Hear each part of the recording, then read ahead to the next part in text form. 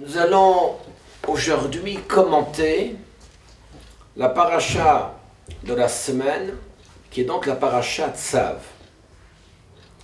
La paracha Tzav est la deuxième paracha du Sefer Vayikra. Nous venons de lire cette semaine paracha Vayikra, et nous allons aujourd'hui nous arrêter sur l'un des versets de cette paracha de la Sidra la semaine. Dans cette paracha, de quoi nous parlons?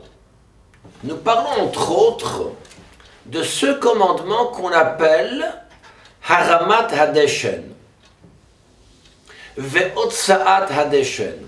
J'explique. Il y avait tous les jours des sacrifices qui étaient apportés sur l'autel. Chacun sait que dans le désert, Hachem, l'Éternel, a demandé à Moshe Rabbeinu, à Moïse, pour obtenir pardon sur la faute du veau d'or, de construire un Mishkan, un tabernacle. Ce tabernacle existera, se déplacera 40 ans dans le désert, avant d'arriver en Israël. En Israël, nous serons d'abord à Gilgal pendant 14 ans, nous serons à Shiloh pendant 389 ans, nous serons à Nob et Givon pendant 43 et 14 ans, avant d'arriver au premier temple, qui va durer 410 ans, et le second temple qui va durer 420 ans. Et nous attendons effectivement la construction du troisième et ultime temple, avec l'avènement de Mashiach, notre juste Messie, qui sera alors un temple qui ne sera plus jamais détruit. C'est-à-dire, c'est ce que la Torah nous dit, il y a deux appellations sur les glorifications à Dieu, on parlera de Shira Chadasha et de Shir Chadash. Quand on dit Shira Chadasha, un chant nouveau au féminin qui évoque une certaine fragilité. À l'instar de ce qu'on est en train de dire que l'éloquence et la joie du Beth Amikdash du temple n'est pas éternelle et sera alors suivie par la destruction du temple avant d'arriver à un second temple. Quand on parle de Shir Chadash, un chant nouveau au masculin qui évoque cette force, qui évoque l'éternité du temple.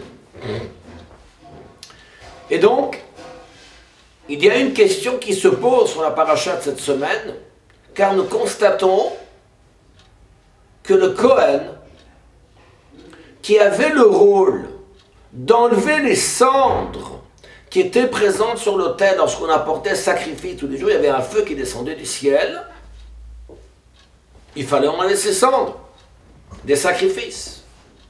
Ces cendres en question, lorsque l'autel avait effectivement trop de cendres, on enlevait ces cendres. Où est-ce qu'on devait mettre ces cendres? La Torah dit que les cendres des sacrifices, on devait les mettre etzel hamizbeach. On devait les mettre à côté de l'autel. Vesamo, il est marqué dans le verset, je vous lis, Verim et adeshen asher tochala et haola, il va enlever les cendres que le feu donc a consumé le sacrifice. Donc on mettait un sacrifice sur l'autel, il y avait un feu qui descendait du ciel, qui était cette nourriture, cette odeur agréable pour l'Éternel, et qu'il ne restait que des cendres. Il fallait enlever ces cendres. On appelle ça en hébreu haramat hadeshen. On mettait où ces cendres? Etzel hamizbeach, à côté de l'autel. Mais ce n'est pas tout. Il y avait un deuxième travail. Quel est ce travail? Il fallait prendre ces cendres en question, il fallait les retirer, les transporter, donc en dehors du Mishkan, en dehors du tabernacle, en dehors du camp des enfants d'Israël, un endroit qui était pur. Ça, c'est ce qu'on appelle les deux travaux. Donc il y a Haramat Hadeshen, Ve'otsaat Hadeshen. Il fallait enlever les cendres d'une part et retirer et transporter les cendres autre part.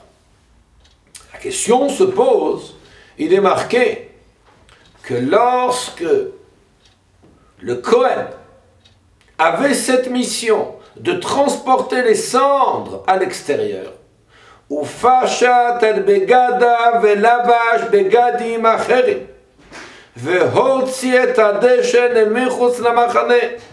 Il est écrit que le Kohen devait alors enlever les vêtements qu'il avait, les bigdés qu'on a, les vêtements de prêtrise qu'il a utilisés dans le but de retirer les cendres qu'il mettait à côté de l'autel.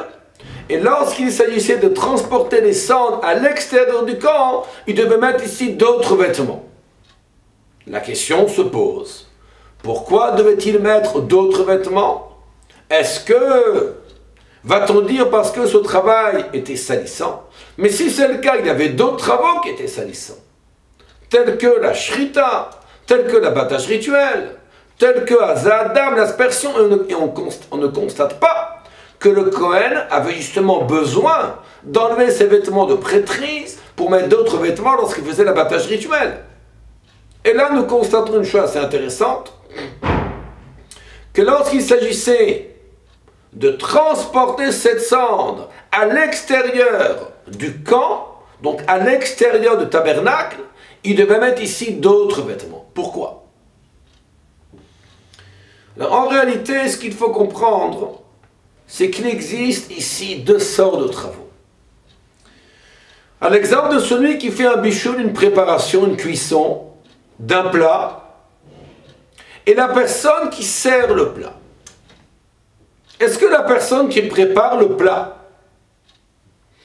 sera-t-il dans la même, cette personne sera-t-elle dans la même tenue que celui qui va servir le plat à son maître? Et non. Comme il est marqué, Rachid dit, Bgadim shi bishel baem gdera le rabo, al imzog baem kos le rabo. Les vêtements qu'il a utilisés lorsqu'il a fait cuire un aliment pour son maître, al imzog baem kos le rabo, il ne peut pas ici avoir le même vêtement lorsqu'il va servir un verre de vin ou autre chose à son maître. C'est la raison pour laquelle Velavash begadim acherim, il doit porter effectivement d'autres vêtements. Il doit porter d'autres vêtements, mais il ne faut pas que ce travail, lorsqu'il s'agit de transporter des cendres à l'extérieur, soit fait par quelqu'un d'autre. Le même Kohen, le même prêtre, qui va prendre les cendres de l'autel, qui va mettre ses cendres à côté de l'autel, ce même Kohen avait le devoir de prendre les cendres et de les amener à l'extérieur du camp. Uniquement la seule chose qui était demandée, c'était de mettre d'autres vêtements. Ça, c'est ce que la Torah écrit dans la paracha cette semaine. Je pense, mes très chers amis, qu'il y a ici un enseignement, un even habochen, une leçon, un message extrêmement important. Il existe au sein du peuple juif deux sortes de juifs. Il y a celui qui appartient au temple. Il y a celui qui vient dans le temple. Il y a celui qui est attaché au temple. Une catégorie. Mais il y a aussi parfois ce juif qui ne fréquente pas le temple, qui ne connaît pas la synagogue, qui ne mange pas à kasher, qui ne met pas les tefilines, qui n'a pas la possibilité, qui ne connaît pas encore la valeur des mitzvahs, des commandements de Dieu, pour n'importe quelle raison. Il n'a pas été éduqué en cela. Il ne sait pas. Ses parents n'ont pas de l'éducation. Tinok, Nishba le Ben Hagoyim, c'est peut-être un enfant pris en captivité par mes nations qu'il ne connaît pas. Il n'y a pas de différence. Et ce n'est pas une autre personne qui doit agir à l'extérieur. Lorsqu'il s'agit de toucher un juif qui est mechutz la machane, qui est à l'extérieur du camp, c'est la même personne qui agit dans le temple qui doit agir à l'extérieur du temple. La même manière que l'Éternel, lorsqu'il est descendu en Égypte, qu'est-ce qu'il est marqué? Va'ered le Hatzilo. Dieu va descendre en Égypte pour sauver le peuple juif. Qu'est-ce qu'il est marqué? Lui-même, lo alede malach, lo alede shaliach. Ce n'est pas un ange qui est descendu en Égypte, ce n'est pas par un intermédiaire, c'est Dieu lui-même. C'est Dieu lui-même qui va sortir, entre guillemets, va-t-on dire, de sa grandeur, de son palais céleste, et qui va alors venir ici-bas sur terre pour sauver le peuple juif. N'est-ce pas ici la plus grande leçon pour nous tous? Et de ne pas se cloîtrer, ne pas se dire je peux rester ici dans mes quatre coudées et ne pas me soucier d'un juif qui est à l'extérieur et dire je me suis vu de me sauver moi-même, je ne peux pas agir de la sorte. Je dois me comporter comme ce Cohen, comme ce prêtre dans le temple. La Torah nous dit Ve'atem tiyuli mamlechet kohanim ve'goyen kadev, vous serez pour moi une nation de prêtres, un peuple saint. Être un Cohen, c'est agir au sein de la synagogue, c'est agir au sein du Mishkan, au sein du tabernacle, mais c'est également agir à l'extérieur. Et ne pas penser que ce travail est moins important. Et ne pas penser que ce travail peut être fait par une autre personne. C'est le même Cohen qui était présent dans le sanctuaire qui doit agir et faire ce travail à l'extérieur. D'ailleurs, c'est ce que nos mains nous disent. Dans le traité Ktuvot, à la page 103, il est rapporté les paroles de nos maîtres sur Rabbi Chia. Rabbi Chia était un maître, et le Talmud dit Kama Gdolim Maaseh Chia. Combien sont grandes les actions de Chia? Pourquoi? Rabbi Chia, ce maître, est un homme qui enseignait Torah aux enfants. Mais il ne se contentait pas uniquement d'enseigner la Torah. Il avait lui quelque chose de plus. La Torah, sur un parchemin, il allait d'abord au préalable, il faisait toute une préparation afin de pouvoir fabriquer, en quelques mots, cette Torah. Il allait ici semer du lin. Ensuite, il allait ici prendre toutes sortes de filets pour aller ici récupérer dans un piège ici des cerfs qu'il allait ensuite abattre, leur faire l'abattage rituel. Ensuite prendre la peau, tanner la peau, sécher la peau, etc.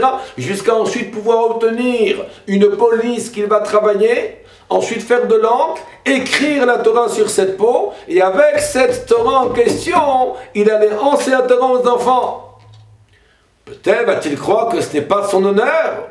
Moi j'enseigne Torah à un enfant, mais faire toutes les phases de préparation à l'étude, aller acheter un livre, préparer ici une classe, c'était pas mon kavod, c'était pas mon honneur. Loin de là. Kama gdolim maaseh Chia. Combien sont grandes les actions de Chia qui agissaient non seulement dans la partie de l'étude spirituelle, mais également la partie spirituelle. Alors nous aussi, n'allons pas rester, ne pas se cloîtrer, ne pas rester un but de notre personne, ou croire que je peux me contenter de penser comme moi-même, mais agir avec autant de dévotion quand je le fais à la synagogue, quand je le fais à Beth Chabad, que pour une personne que je rencontre dans la rue qui ne connaît pas encore Torah Mitzvot, je dois ici l'amener avec force, avec amour du prochain. Et c'est sûr que Dvarim, des paroles, Hayotzim Minalem, qui sortent du cœur, rentreront dans le cœur.